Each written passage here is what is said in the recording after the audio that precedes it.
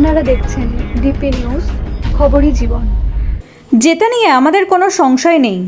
বিরোধী বিজেপিকে হাঁটানোই আমাদের লক্ষ্য, দাবি রাজ্যের প্রাক্তন মন্ত্রী তথা জাঙ্গিপাড়া তৃণমূল প্রার্থী স্নেহাশিস চক্রবর্তী। আজ শ্রীরামপুর মহকুমা শাসকের দপ্তরে মনোনয়ন জমা দিয়ে তিনি বলেন, চতুর্থবার বাংলার মুখ্যমন্ত্রী হতে চলেছেন মমতা বন্দ্যোপাধ্যায় এবং আমরা 250টি সিট নিয়ে ক্ষমতায় ফিরব।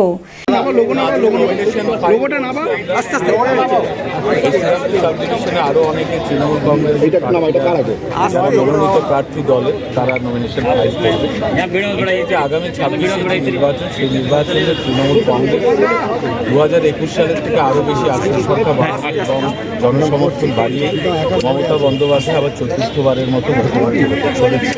স্নেহাশিস চক্রবর্তী ছাড়াও এদিন শ্রীরামপুর মহকুমা শাসকের দপ্তরে মনোনয়ন জমা দিলেন শ্রীরামপুরের তৃণমূল প্রার্থী তন্ময় ঘোষ। সমস্ত মানুষের কাছে একটাই চাওয়া, সবার কাছে একটাই চাওয়া, সেটা হচ্ছে শ্রীরামপুরের মঙ্গল হোক, বাংলার মঙ্গল হোক। বাংলার যে অশুভ শক্তি বাংলার উপরে কালো অন্ধকার ঘনিয়ে আনার চেষ্টা করছে, তাদের এখান থেকে রাজনৈতিকভাবে উৎখাত হোক।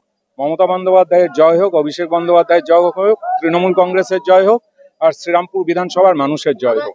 চাপদানি তৃণমূল প্রার্থী অরিন্দম গুইন। মানুষের আশীর্বাদ, মানুষের ভালোবাসা নিয়ে এসেছি, মানুষের জন্য কাজ করব এই অঙ্গীকার নিয়ে আজকে নমিনেশন করছি দলের পক্ষ থেকে, তৃণমূল কংগ্রেসের পক্ষ থেকে। উত্তরপাড়া তৃণমূল প্রার্থী শীর্ষচন্দ্র ব্যানার্জি। দেখুন, জেনুইন ভোটারদের নাম তো বাদ গেছেই, তার জন্য আমরা ট্রাইব্যুনালে যাব। আমাদের কর্মকর্তারা সব ট্রাইব্যুনালে যাওয়ার জন্য সবাইকে হেল্প করছে এবং ভোট যদি আমাদের ভোটটা যদি কেটেও থাকে তাহলেও আপনারা দেখবেন যে আপনারা যে সিটগুলোর কথা বলছেন বিপুল ভোটে তৃণমূল জয়ী হবে। মানুষ এই যে হ্যারাসমেন্ট, কমিশন অফ ইন্ডিয়া যে হ্যারাসমেন্টটা করেছে মানুষের, তার উত্তর মানুষ দেবে। এবং চণ্ডীতলার তৃণমূল প্রার্থী সাথী খন্দকার প্রত্যেকেই বিপুল ভোটে জেতার ব্যাপারে আশাবাদী। কালকে যেভাবে আমাদের মানে বাইক র্যালি হয়েছে আর দুধারে যেভাবে মানুষ আমাদের ভালোবাসার প্রতীক দেখিয়েছে, উৎসাহ দিয়েছে, আর আমরা যেভাবে মানুষ গেছে কাল, তাতে মনে হয় চণ্ডীতলা মমতা বন্দ্যোপাধ্যায়কে উপহার দেবে।